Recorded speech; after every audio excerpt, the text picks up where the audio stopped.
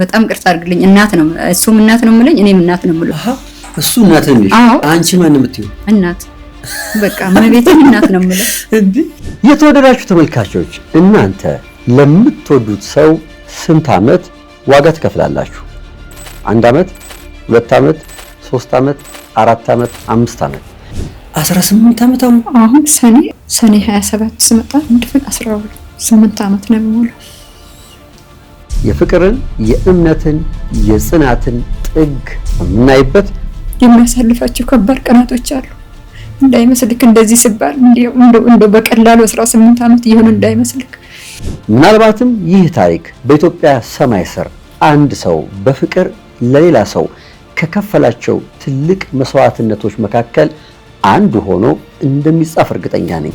ሽሮ ሜዳ አለችው እመቤቴ ቁስቋም ማረም ህዳር 6 ተነክሳለች ተነሳውኝና አላይሽም ዛሬ ወይም በመኪና አደጋ እኔን ከዚች ምድር አጥፊ ወይም ደግሞ እሱ የገባውለት ለፈጣሪ የገባውትን ቃል ክዳን ይፈጽም እንዲሄድ ከዚህ ሲሄድ ሞቶ እንዳገኝ አድርጊ በቃልኩ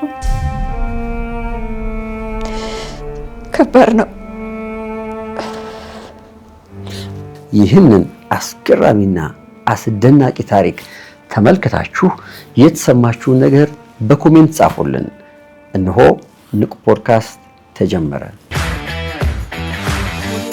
በውጭ ሀገር የምትኖሩ ቤት ፈላጊዎች እንኳን ደስ አላችሁ ዶላር መንዝራችሁ የገዛችሁትን አፓርትመንት በዶላር ቢከራይስ ብለው አስበው ያውቃሉ በፍጥነትና በጥራት የሚታወቀው ቴምር ፕሮፐርቲስ ባለ 1 መኝታ ከ$1000 ጀምሮ በሚከራይባት ሳር ቤት እንዲሁም አፓርታማ ለመግዛት 40 እና 50 ሚሊዮን በሚጠየቅባት የዲፕሎማቶች ሰፈር ሳር ቤት አዲስ ሳይት በአስደናቂ ቅናሽ ይዘንሎት ቀርበናል ባለ 1 መኝታ ሙሉ ከከፈሉ በ6.3 ሚሊዮን ብር ባለ 2 መኝታ ሙሉ ከከፈሉ በ8.3 ሚሊዮን ብር እንዲሁም ባለ 3 መኝታ ሙሉ ከከፈሉ በ11.4 ሚሊዮን ብር አቀረበንላችኋል ለየት የሚያደርገን በዶላርም ይሁን በኮንስትራክሽን ዕቃ ግሽበት የዋጋ ማስተካከያ አይደረግባቸውም ህጋዊ ወኪል ለሌላቸው ደንበኞቻችን በዲኤችኤል ያላችሁበት ድረስ ውሉን ልከን እናስፈርማለን ልብ ይበሉ ሳር ቤት ላይ በዚህ ዋጋ አፓርትመንት ማግኘት አይታሰብም ለበለጠ መረጃ ከታች ባለው ስልክ ይደውሉ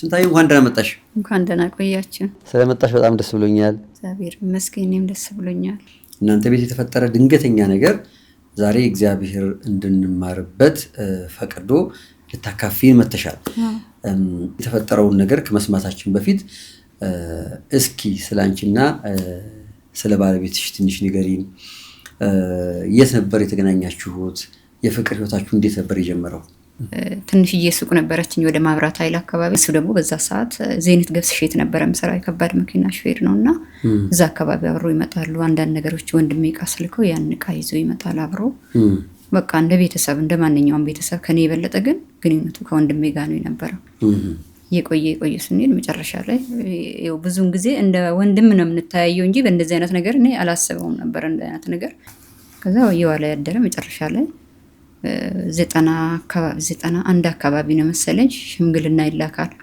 ሁለታችሁ ተገናኝታችሁ አላወራችሁ ይመጣል አቀዋለሁ ምንም ነገር የምናወራው ነገር የለም እሺ መጨረሻ ላይ ያው 93 ሐምሌ 12 አገባን ስናገባ መልካም ሰው ከውጭ ነበር የሚመስለን እውነትም የመጨረሻ መልካም ለቤተሰቦቹ የመጀመሪያ ልጅ ነው ቤተሰቦቹን የሚወድ ሰውን የሚያከብር ሽምግልና ሲላክ እንግዲህ አላወቅሽም ነበር አውርታችሁም አታውቁም አናውቅም ስለዚህ ከጋብቻ በኋላ የተዋወቃችሁት ከጋብቻ በኋላ በአካል አውቀዋለሁ እንደ ሰው ግን እንደዚህ አብረሽ የጠጣን ምናምን ነገር አውርተን አናውቅም እንደዛ የሆነው ከጋብቻ በኋላ በቃ አሁን እንዲህ ስኖር በቃ አንድ ነገር ቤት ውስጥ ከመጣ ለሌላም ጎረቤት እንኳን የተቸገረ ሰው ካለ እናት ከተጋባን በኋላ እናትዬ እንዲህ እንዳነ ችግር እኮ አለ በጣም ቅርታ አድርግልኝ እናት ነው እሱም እናት ነው የምለኝ እኔም እናት ነው የምለው እስካሁን ድረስ እሱ እናት ነው የሚልሽ አንቺ ማን ነው የምትይው እናት በቃ መቤቴን እናት ነው የምለው እናት ያልሽው ከባህሪው ተነስተሽ ነው በጣም ከምንም በላይ በቃ 12 ዓመት ተከራይተን ኖረናል ጎተራ አካባቢ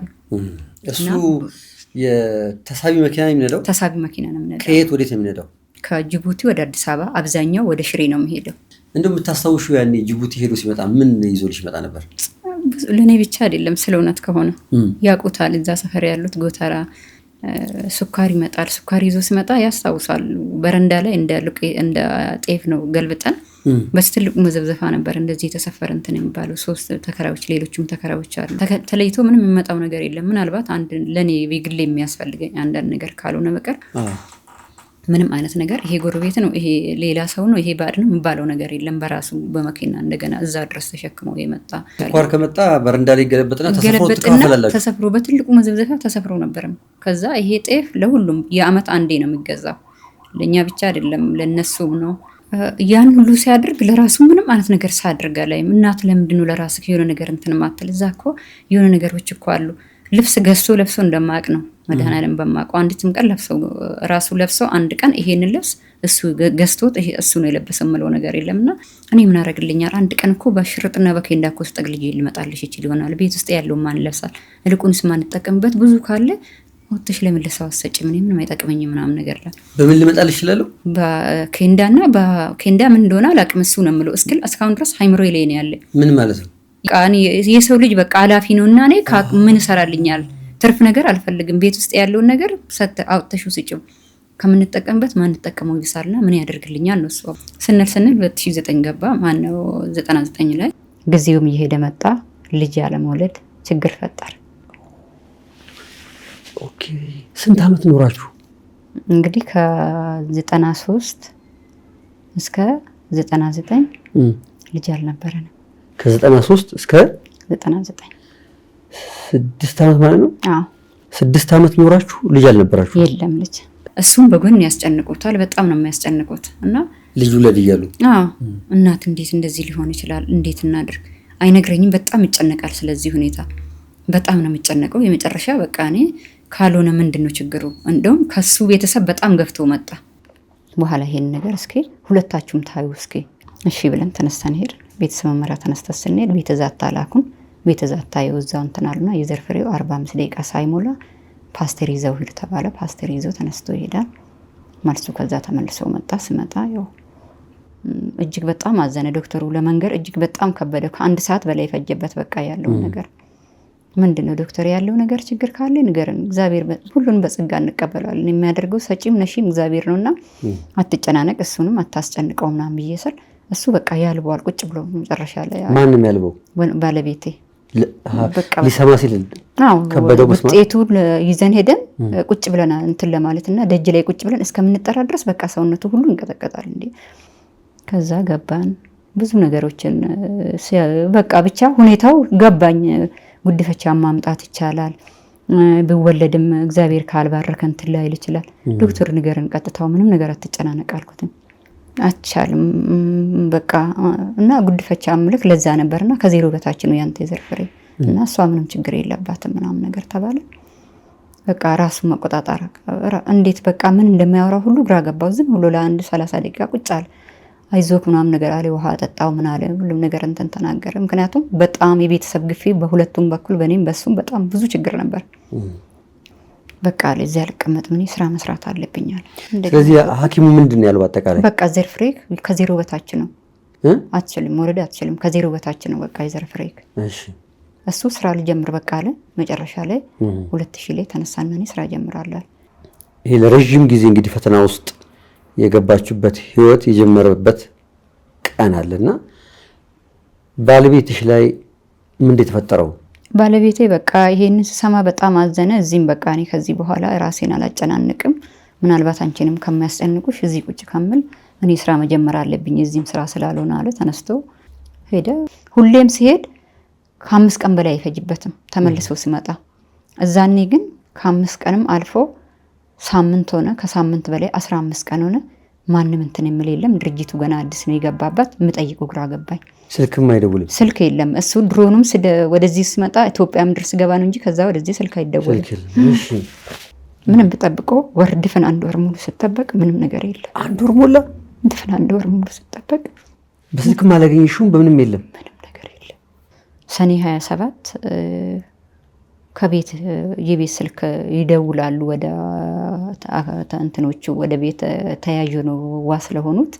አሁን ለነሱ ወደዛ ይደወልና አቶ ለማይመሩ እንደዚህ አይነት አደጋ ከዚህ ድርጅት ነበር ከእንዲና አጋጣሚ ሆኖ ትንሽ አደጋ ተፈጥሯልና እንዳትጨናነቂ በቃ ይመጣል ምናምን ነገር ብንጠብቀው አይመጣም። ምክንያቱ ምንድነው? 24 ሰዓት ደውላለሁ፣ ተነስቼ እሄዳለሁ። ትንሽ ኦክሲጅን ላይ ስለሆነ እሱ መምጣት አልቻለም። በአየርም ማምጣት እንደገና በመኪና የማይቻል ነገር ስለሆነ ነው። እና ትንሽ ጠብቂ ብቻ መድረስ አይቀርም በመከራ በስቃይ። ከወር በኋላ ተነስቶ ስመጣ ምንም የማውቀው ነገር የለም። በቢጃማ ነው ተጠቅልሎ ይመጣ። ምንም በቃ ራቁቱን ልብሱን አውላልቆታል። ራሱን አያውቅም፣ ሰውን አያውቅም። ብቻ እንዴት አድርጌ እንደምነግርህ አላውቅም። መብርሃን ናት ሁሉን የምታውቀው። ልጆቹ ደነገጡ ሳይሆን ተከራይታ የምንኖርበት በጣም ነው ልጅ የሚወደው። ትንሽ ልጅ አለ ናት ይባላል። ሳይሆን ደነገጡ። በቃ የሚሆኑት ግራ ገባቸው። እነሱ አራሩጥ ወደ ቤት ያስገቡት ልጆቹ። እኛም ከዚህ ነው የተቀበልነው። እግዚአብሔርን አሌርን የምናውቀው ነገር የለም አለ። እንደ እናትም እንደ ወንድሜም እንደ አባቴም የማይ መልካም ሰው የነበረ ሰው ድንገት ሳታስበው ባላሰብከው ሰዓት አልወጣም ከቤት። እንደ ልጅ እንደ ሴት ልጅ እንደዚህ አይነት ነገር ወጥቼ ጓደኛ የለም። ጓደኛዬም ባለቤቴም ልጄም ሁሉ ነገሩን በቃ እሱን ነው ከፈጣሪ በታች ታመኘ የነበረው። ግን እግዚአብሔር አልፈቀደምና ያቺ የጎደለው ቀን እንደዛ ራሱን ስቶ አይኑን ሳይገልጥ ሳይናገር ምን ያህል ጊዜ ቆየ? ድፍን 12 ዓመት ሙሉ አያቀኝም። 12 ዓመት ማምላክ በምታውቀው 12 ዓመት ሙሉ አያቀኝም። እሷ ማናት ትለዋለች እህቴ ስትመጣ። እንከን የለሽ ናት እሷ። እንከን የለሽ የቤተን ተባተበም ቢሆን እንከን የለሽ ናት እሷ። በእናቱ በሞቱ ባረፉት በእናቱ ስም ነበር ተጠራኝ ነበር። ዓመታት ሲጨምሩ 2 ዓመት 3 ዓመት 4 ዓመት እየሆነ ሲመጣ ምንድን ነበር ተስፋሽ? ሁሌም ቢሆን ተስፋ አልቆርጥም። አሁንም እድናለሁ ነኝ። አሁንም እያየሁት ፊቱ ተቀያይሯል። ነገሮቹ ሁሉ በጣም እንትን ብሏል። ማንነቱን አሁን እዚህ ጋር የምታዩ ፎቶና እሱ በተአምር ግራ ይገባሃል። ማወቅ በጣም ነው ግራ የሚገባክ እና ይድንልኛል ነው ይድናል። በቃ ዛሬ ነገ ይድናል ነው እንጂ አሁን በዚህች ሰዓት እንኳን ይድናል ብዬ ነው እንጂ የማስበው አንድ ቀን እግዚአብሔር የምሳነው ነገር የለም። ድኖ በእግሩ ቆሞ መሄድ ነው እንጂ የሚመስለኝ ምንም የሆነው ነገር። እርግጥ ክርስቲያን ሞትና ህይወት እንዳለ ማወቅ አለብን። ግን እሱ ቆሞ ሄዶ እግዚአብሔር አሁንም የሱ ድንቅ ስራ እዚህች ጋር ለ18 ዓመት ባዶ ቤት ዘግቼ ሳለቅስ መከራዬ ሳየው ልጆች ትንሽ ልጆች ቤተሰቦች ልጆች እንዲያውና አንቺ እኮ እኛ እኮ ጋሼን እኮ አናቆም እኮ ቆሞ ሲሄድ ይሉኛል። ዛሬ እነሱ ትምህርታቸውን ጨርሰው ኮሌጅ የገቡት ልጆች ናቸው። እንደዛ ምል ቆሞ ሲሄድ የማያውቁት ልጆች እንደዚህ የሚሉኝና አሁን እንኳን ይድንልኛል የሚል ተስፋ ነው እንጂ ያለው ይሞታል የሚለው ተስፋ የለኝም። አሁንም ከ18 ዓመት በኋላ ይድናል። ይድናል። በቃ ይድንልኛል። መብራት ታድንልኛለች። ቆሞ ይሄዳል። መቤቴ በምታውቀው እውነቴን ነው የምልህ። ይድናል። ደግሞ እኔ መድኃኒዓለም አያሳፍረኝም። ከዚህ የበለጡትን ጉዶች አሳልፌያለሁ። ይድናል። በእርግጠኝነት ነው የምነግርህ። ሕክምና በማጣቱ ነው እንጂ ይድናል። በቃ ምክንያቱም እንደሚያድነው ፈጣሪ ድንቅ ስራውን ይገልጽልን። አንድ ቀን ቆሞ አንደበቱ ተፈቶ አንድ ቀን ቆሞ ያለውን ነገር አውቆ በመንጋቷ በሞት እኔ አይቆጨኝም። በትክክል ይድናል። በቃ ይሄ ነው ተስፋዬ ላይ ተስፋዬ አሁንም ቢሆን ይድንልኛል። በቃ ይድናል። የራበኝም ቢሆን የታዘለትን መድኃኒት አላጎልበትም። የተባለውን ሁሉ በሰዓቱ በስነ ስርዓቱ ነው የምሰጠው። 18 ዓመት ሙሉ በዚህ ሁሉ መከራ ውስጥ አልፈሽ ዛሬም ይድናል። ስለ እውነት ነው የምልክ ይድናል። ፈጣሪ የምሳነው ነገር የለም። በትክክል ይድንልኝና አንድ ቀን በእግሩ ቆሞ ይሄዳል። የድሮ ፊቱን፣ የድሮ ሰውነቱን፣ የድሮ ጭንቅላቱን፣ መልካምነቱን አይቼ ከዛ በኋላ እኔን ውሰደኝ እሱ ሳይሆን በቃ እኔ ሁሌም ቢሆን ምኞቴ ይሄ ነው። አምላኬ ላለው እኔ ብዙም ጊዜ ተስፋ አስቆርጥ እሱን ዛሬ ቀብሬ እኔ በበንጋታው ልሂድ። እኔ ምናልባት እድሜ እንግዲህ የአንድ ቀን እድሜ ሆኖ አይደለም ግን ካላንቴ ካለኔ ማንም ሰው የለውም። ይሄ ሰው በአመት ስልክ ለአመት ባል ስልክ ናፍቀናል እኛ እንኳን አድረሳችሁ የምል። ከዛ ውጭ ግን ይድናል። በትክክል ይድናል። እግዚአብሔር አምላክ ያድንልኛል። ለምን ምንሳ ነው አለስም አላዛርን እኮ የ4 ቀን ሞት እኮ ነው አይደለም እንዴ ከምድረ ፈርስ ያወጣ። ስለዚህ ይድናል። ለምን የፈጠረው እኮ እሱ ነው። እስከዛሬ ድረስ መግደል አቅቶት ነው አላቃተው። ድፍን 12 ዓመት ሙሉ በዲን አድርጎ ሲያስቀምጠው እኮ ምክንያት አለው። አንድ ለመማሪያ፣ 2 እኔን ለመፈተን፣ የመጨረሻ ምን እንደሆነ ለማሳወቅ። ራበኝ፣ ብዙ ነገሮች አሉ እዚህ ጋር አንተ መንገር ማልፈልጋቸው በጣም ከባባድ ቀናቶች። ሴት ልጅ ነኝ፣ ብዙ ነገሮች አሉ መናገር ማልፈልገው ነገር የሚያሳልፋቸው ከባድ ቀናቶች አሉ።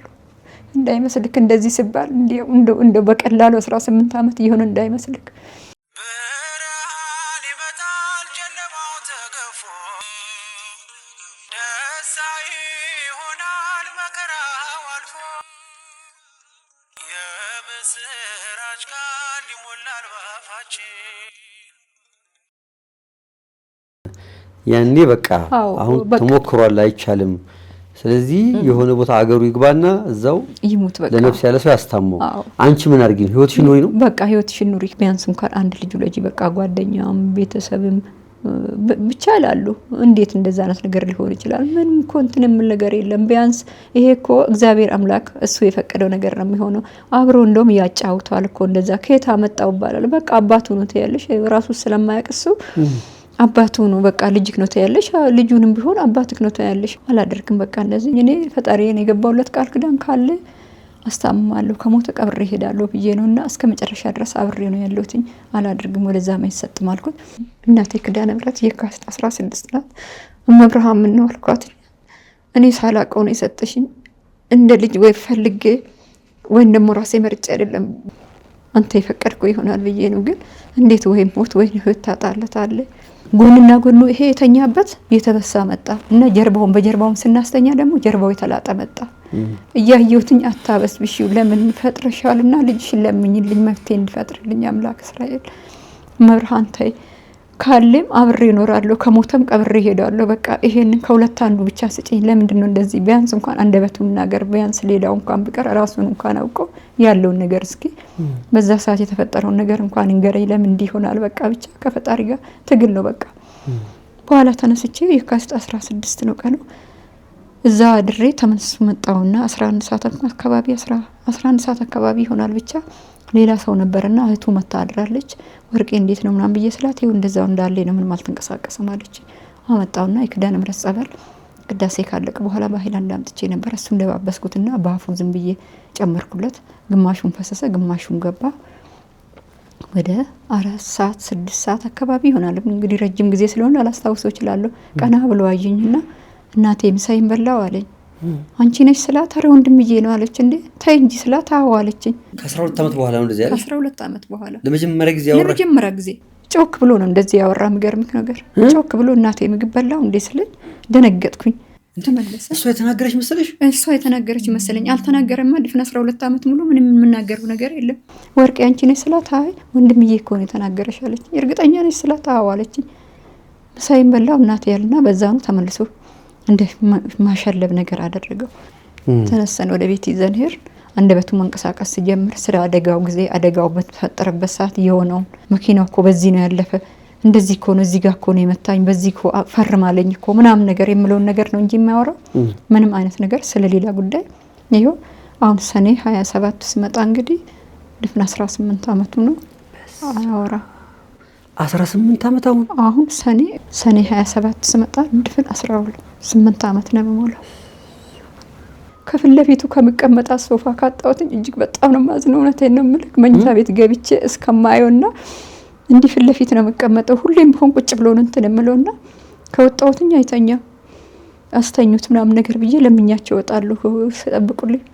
ከዛቺ ካጣውትኝ ገብቼ እስከማየው ድረስ እውነቴን ነው የምልክ ያቺን ተራምጄ እስከምገባ ድረስ አላም ነው። ሳሎን ቤት ገይ ፊት ለፊት ካጣሽ ነው? አዎ ፊት ለፊት ካጣውት በጣም ነው የምጨነቀው። እውነቴን ነው የምልክ። በዚህ 18 ዓመት ጊዜ ውስጥ በጣም ቸግሯችሁ የነበረው ነገር ምንድነው? ተርባችሁ ታውቃላችሁ? በጣም መቤት በጣም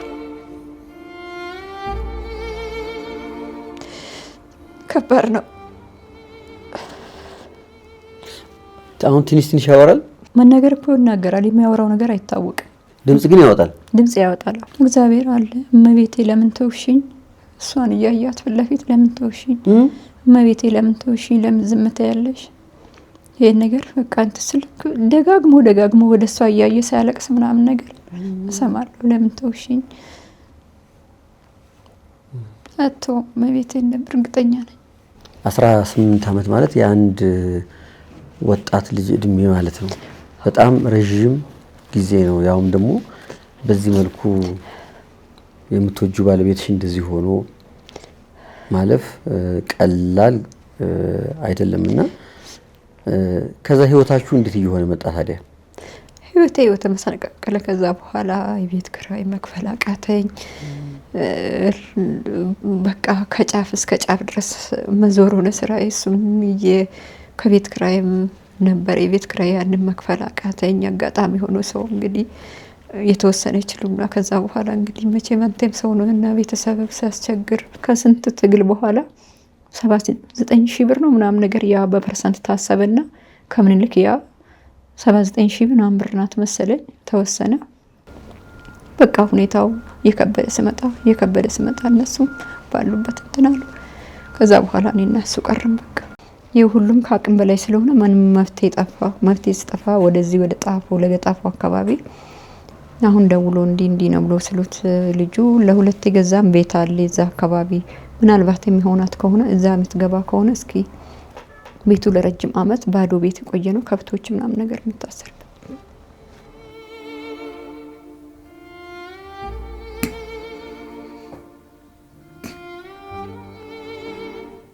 በጎቹ ወልዶበት እንዲበቃ ዝም ብሎ ባዶ ምንም በር የለው ምን የለው መብራት የለው ውሃ የለው 500 ሜትር ላይ ምናምን ነገር ሰዎች አሉበት መብራት ምንም ነገር የለም። በቃ መሰረታዊ ነገር ለልጅ ቆርቆሮ ጭቃ ቤት ያለበት አሰብኩት ምን እንደማድርግ ማምላክ ብነው አልኳት። እንደዚህ እኮ አልነበረም ጥያቄ ለኔ ግን እንዴት ሶስት ክንታጭልኛለሽ ሞት ለማይቀር ነገር ለሱ ስለምን እንዲህ አይነት ኑሮ ከዚህም ብሶ ደግሞ እንደዚህ አይነት ነገር አውሬ ምኖራል ሰው ልጅ በአሁኑ ሰዓት ጫካ ነው ዙሮ ባርዛፍ ነው ምንም ነገር የለበትም። እየዛች ይገባው በቃ ውሃ የለም መብራት የለም በጀርካን ውሃ የትና የት አስፋልት ድረስ ይርኩኛ እንዴ በጋሪ ራሴ የተሸከምኩኝ ከሰፈርም ደግሞ ሰጡኛል። መጨረሻ ላይ 2 አመት ኖርኩኝ እዛ ቤት። ችግሮቹ በጣም የተባባሱ መጡ። በኋላ ያ ቤትም ይሸጣል ተባለ። ለሁለት ነው የተገዛና ግዴታ መሸጥ አለበት ተባለና ቤቱን ተሸጠ። ያም የነበርንበት ቤት ማለት ነው። በኋላ ቤቱ ተሸጠ ተባለ። ሲሸጥ በእውነት ነው ምልክ ሽሮ ሜዳ አለችው እመቤቴ ቁስቋም ማረም ህዳር 6 ነክሳለች። ተነሳውኝና አላይሽም ዛሬ ወይም በመኪና አደጋ እኔን ከዚች ምድር አጥፊ ወይም ደግሞ እሱ የገባውለት ለፈጣሪ የገባውትን ቃል ክዳን ይፈጽም እንዲሄድ ከዚህ ሲሄድ ሞቶ እንዲያገኝ አድርጊ በቃ አልኳት። በቃ ምንም የምልሽ ነገር የለም ምንም አላቀረብኩለት ምንም የለም ቤት ውስጥ ቀጥብዬ ብቻ ያለችውን ወደ ሽሮ ሜዳ ነው የሄድኩት። በቃ ከዚህ ወደ ቤት እሱ ሞቶ ካላገኝ እኔ ደግሞ ወደ ቤት እንዳልመለስ እዚህ ግደይ በቃ ሌላ ምንም የምልሽ ነገር የለም አልኳት። መብራት በቃ ይሄን ነገር ብቻ ነው የምልሽ ሌላ ምንም የምጠይቅሽ ነገር የለም። ታቦት ወጣ ቀና ብዬም አላየዋት። እኔ ዞሬ በታች በኩል ሰንበቴ ቤት ገባው ጸበል ተጠመቅኩ አስቀዳው።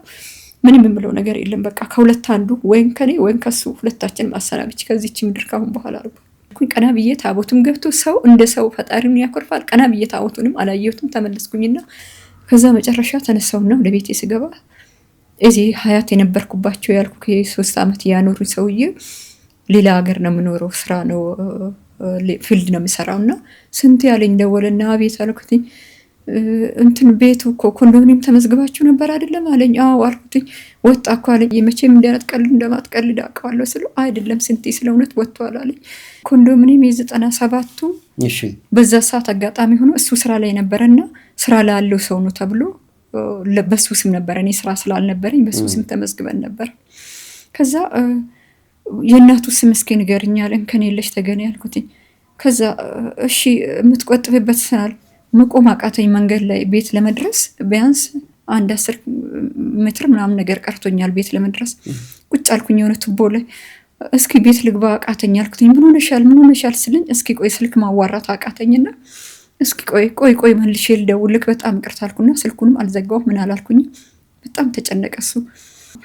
በኋላ ስታይ አዎ እውነት ነው 2ኛ ፎቅ ላይ ቦሌ አራብሳ 2ኛ ወለል ምናምን ነገር እዛ ወዲያውኑ እሱ እንትኑ ይሄ የቤቶች እንትን አስገብቶ ሳየው ቦሌ አራብሳ ነው የቤት ቁጥሩ ምናምን ነገር ነገረኝ። ከዛ በቃ ደነዘዘ ሰውነቴ።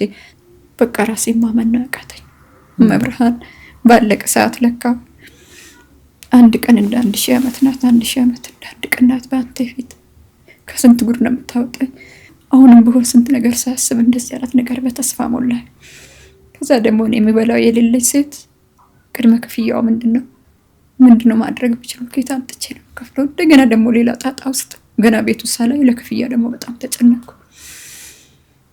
አየሁትኝ ቤቱን ሂጄ ያረጋገጥኩ ምን ተባለ ሁሉም ነገር በቃ ያለው የ10ም 5ም ሁሉም በቃ ከዚህ እስኪ በዚህ ሰዓት እንኳን እፎይ ብላ እንኳን ትተኛ በቃ እንደዛ ከሆነ ይሄን ነገር እናድርግላት በቃ አሉ። እነሱ ያለውን ነገር ሙሉ ለሙሉ ያንን 220 ሺህ ምናምን ብር ነው መሰለኝ ያንን ቅድመ ክፍያውን አጠቃላይ ዘጉ። ሰኔ 21 ተነሳውኝና እዛ ምንም በሌለበት ተነሳውና እዛ ገባው። እዛ ገብቼ ወራዊ ክፍያው ተጀመረ። ወራዊ ክፍያ ሲጀመር 8500 ብር ነው የሚከፈለው ጨምሯል ተብሎ ማለት ነው። እሱ ደግሞ ከየት መጥቶ ይከፈል? የማይጨነቅ ሰው የለም፣ መጥቶ ሳያዩት የማለቅስ ሰው የለም። 10ም 5ም ለሱ የሆነ ነገር አድርግለት ለሱ መድኃኒት መግዣ ስሉኝ የሆነች ነገር ሲሰጡኝ ለቤቱ ስከፍል ምን ስል ደርሼ አሁን ላይ በቃ በጣም አቃተኝ። ባንክ መጥቶ ከለጥፈን በቃ ጨረታ ነው የሚወጣበት ይውጣ በቃ ወድቅ እንግዲህ ይወጣና እዚቹ ደጅ ቁጭ ላለው ምንም አማራጭ የለም ከዚህ በኋላ ነው። ከዛ ስልክ እረፍት የለም በቃ ለደቂቃ ከባንክ የደወሉ እረፍት የለም ስልክ። ከዛ በኋላ ይመጡና ይለጥፋሉ፣ ማስጠንቀቂያ ሰጥቷል፣ ያሽጋሉ፣ በጨረታ በላይ ላይ ሸጠው ይላሉ። ይሄ ማንንም የሚያውቀው ነው። በጣም ጠንካራ ሰው ነሽ። በጣም እግዚአብሔር አበርትቶሻል። ይሄ በቀላሉ የሚቻል ነገር አይደለም። እግዚአብሔር በታምሩ ነው ያበረታሽና የዛን ቀን የመጨረሻ ይሄ የቤቱ እጣ ከመውጣቱ በፊት የዛን ቀን ነው ጸሎት ያረግሽው ሄደሽ አንቺ? በቃ እመቤቴን አትመልሽኝ እዚሁ መኪና ይብላኝ አልኳት። ወይም ደግሞ ሲሄድ እሱ ሞቶ ይገኝ እንዴት መልሁን ወዴት ላስገባ አልኳት። ከሁለት አንዱን አልኳት። በቃ ቤቱ ወጣ የሚል ነገር ሰማሹ? አዎ ሰማሁ። ከዛ ክፍያ ነበረበት። ከእንደገና ደግሞ ታቋቸው ሰዎች ብሩን አዋጥተው ቅድመ ክፍያውን ከፈሉ። ከዛ ደግሞ በየወሩ ስንት መክፈል አለብሽ? 8500። ስለዚህ በየወሩ 8500 ብር ከሱን ከምትበሉት ለመድኃኒት ከምትገዡ በተጨማሪ እሱን እየፈለግሽ 8500 ብር እየከፈልሽ ነው። ስንት ብር ነው የቀረባችሁ? ኧረ ቅድመ ክፍያ ነው እንጂ እሱ ወደ 700 ምናምን ሺህ ይሆናል። አሁን ቀሪው ራሱ ማለት ነው የቀረው ብር ወደ 700 ሺህ ብር አጠቃላይ። አሁን ኮንዶሚኒየሙን ነፃ ለማድረግ 750 ሺህ ብር መክፈል ያለባችሁ። 750 ሺህ ብር ግዴታ ግድ ነው። እሱ አምናለሁ ቤት ውስጥ ችግር አለ። ምን እንዳለ ምን እንደሌለ እመብርሃን ታውቃለች። በለተቀናው ቤት ውስጥ ቤታችሁ ውስጥ አሁን ጤፍ አለ የተፈጨ? የለም። ፍርኖ ዱቄት አለ? ክርስቶስ በማቆም ምንም የለም። በርበሬ የለም? እሱም ቢያንስ ከ4 ዓመት 4 ዓመት በቃ ወደ 6 ዓመት 7 ዓመት ይሆናል እሱ ከተዘጋጀ ጭራሽ። በምን እንደምትኖሩት ታዲያ? እኔ ራሴ ይገርመኛል። ስለ እውነት ነው የምልህ። አንዳንድ ጊዜ በጣም ነው የሚገርመኝ። ምናልባት ይሄ ፌዝ ሊመስል ይችላል ለሰው ልጅ። እውነትም ደግሞ የፈጣሪ ጥበቃ የእናቱ የድንግል ማርያም አማላጅነት የእሷ ቸርነት የእሱ የመጨረሻ ተአምር እንዲገለጽ ነው እንጂ ይሄ ነገር የተደረገው እስከዛሬ ድረስ በሰው ሰውኛ ይሄ በጣም ከባድ ነው። ለ12 ዓመት ሳይንቀሳቀስ ከተኛበት ጎን ሳይገላበጥ የሚኖር ሰው ይዞ እንዲህ አይነት ነገር ይዞ መኖር ከባድ ነው። ወደኋላ ተመልሼ ሳስበው አሁን በዋነኛነት የሚቸግርሽ ነገር ምንድነው? የሚቸግረኝ በቃ ትልቁ ነገር የዚህ ቤት ክራይና የሱ መራብ ሕክምና ሶስቱ ነገር በቃ ከምንም በላይ የሚያስጨንቀኝ በቃ ከምንም በላይ 18 ዓመት በዚህ መልኩ ጸንቶ ጠንክሮ መቆየት በጣም የሚያስገርም ነው። ወደ ቤታችን ወደ ትዳራችን ወደ ህይወታችን ተመልሰን ማየት አለብን። በጣም በዚህ ዘመን ትዳር በትናንሽ ምክንያቶች እየፈረሰ በትናንሽ ምክንያቶች መለያየት እዚህም እዛም እንሰማለንና ያንቺን ጽናት ለምናይ ሰዎች ደግሞ ካንቺ ህይወት ካንቺ ትዳር ህይወት ብዙ ነገር እንማራለን ብዬ አስባለሁ። 18 ዓመት ያለ እረፍት መራብ፣ መጠማት፣ መቸገር የተሞላበት ህይወት አሳልፋለች። አሁን ደግሞ እንግዲህ እኛ ወንድምና እህቶቿ የምንችለውን ነገር አድርገን ከዚህ በኋላ ደግሞ ትንሽ እንድታርፍ ማድረግ አለብን። የመጀመሪያው ፈተና እንግዲህ 8500 ብር በየወሩ ክፍያ አለ። አጠቃላይ ክፍያው 750 ሺህ ብር ነው የቀረው። አካውንቷን እዚህ ጋር እናስቀምጣለን። 2000 የምንሆን ሰዎች 500 ብር ብንልክ የቤቱ ዕዳ ይዘጋል ማለት ትንሽ ፎይ ትላለች አይደል? ትንሽ ረፍት ታደርጋለች። የምንችለውን ብር ብንልክ በእርግጠኝነት እግዚአብሔር አግዞን ዕዳው ይዘጋል። የመጀመሪያውን ሸክም ትገላገላለች ማለት ነው። እግዚአብሔር እዚህ አድርሷታል። ከዚህ በኋላ ያለውን ነገር እግዚአብሔር እያመቻቸ እምነቷም ጠንካራ ነው። እንደ እምነቷ እንደሚሆንላት እንግዲህ እኔ ማምናለሁ። መጨረሻ ላይ ልትይ የምትፈልጊው ነገር አለ? ጸልዩልኝ ለእግዚአብሔር በቃ አድርሱልኝ ጸሎታችሁ። ስለ እውነት እኔ ላለ ሁሉም እግዚአብሔር ስም የምጠራ ሁሉ ጸልዩልኝ፣ እንደ ሰው ቆሞ እንዲሄድ፣ እንደ ሰው አንደበቱ እንድናገር። ቢያንስ እንኳን እግዚአብሔር ድንቅ ስራ ስንቶቹን የዋለልኝ ነው እያየሁት ነው ያለሁት። ቆሞ እንዲሄድና እንደው አንደበቱ ተናግሮ ፈጣሪውን እንዲያመሰግን ቆሞ እንዲሄድልኝ ጸልዩልኝ። ከምንም በላይ ዋጋ አላት የሰው ልጅ ጸሎት። በጣም የጻድቅ ጸሎት ግዳጅ ትፈጽማለች ይችላልና ጸልዩልኝ። በአጠቃላይ ከምንም በላይ ጸሎት ከባድ ነውና እሱን ጸልዩልኝ። እግዚአብሔር ይስጥልኝ። በጣም አመሰግናለሁ። ታማሚ ባለቤትሽን ቤት አስቀምጠሽ የመጣሽው 18 ዓመት ሳትለዩ አብረሽ ነበርሽና አንቺ ሳትኖር እንግዲህ እሱ አይበላም፣ አይጠጣም፣ መንቀሳቀስ አይችልም፣ ራሱን ማጽዳት አይችልምና አንቺ ከጎኑ መኖርሽ በጣም ያስፈልጋል። ነገር ግን ዛሬ እንግዲህ ይህን ታሪክ ልታካፊን እዚህ ድረስ ስለመጣሽ ከልብ አመሰግናለሁ። አይዞሽ፣ እግዚአብሔር ካንቺ ጋር ይሁን። ስለመጣሽ ታሪክሽን ስላካፈሽ ሙሉ ከልብ አመሰግናለሁ። እግዚአብሔር ይስጥልኝ። አሜን። እኔም አመሰግናለሁ። እግዚአብሔር ይስጥልኝ። በውጭ ሀገር የምትኖሩ ቤት ፈላጊዎች እንኳን ደስ አላችሁ። ዶላር መንዝራችሁ የገዛችሁትን አፓርትመንት በዶላር ቢከራይስ ብለው አስበው ያውቃሉ? በፍጥነትና በጥራት የሚታወቀው ቴምር ፕሮፐርቲስ ባለ አንድ መኝታ $1000 ጀምሮ በሚከራይባት ሳር ቤት እንዲሁም አፓርታማ ለመግዛት 40 እና 50 ሚሊዮን በሚጠየቅባት የዲፕሎማቶች ሰፈር ሳር ቤት አዲስ ሳይት በአስደናቂ ቅናሽ ይዘንሎት ቀርበናል። ባለ አንድ መኝታ ሙሉ ከከፈሉ በ6.3 ሚሊዮን ብር፣ ባለ ሁለት መኝታ ሙሉ ከከፈሉ በ8.3 ሚሊዮን ብር እንዲሁም ባለ 3 መኝታ ሙሉ ከከፈሉ በ11.4 ሚሊዮን ብር አቀረበንላችኋል። ለየት የሚያደርገን በዶላርም ይሁን በኮንስትራክሽን ዕቃ ግሽበት የዋጋ ማስተካከያ አይደረግባቸውም። ህጋዊ ወኪል ለሌላቸው ደንበኞቻችን በዲኤችኤል ያላችሁበት ድረስ ውሉን ልከን እናስፈርማለን። ልብ ይበሉ፣ ሳር ቤት ላይ በዚህ ዋጋ አፓርትመንት ማግኘት አይታሰብም። ለበለጠ መረጃ ከታች ባለው ስልክ ይደውሉ።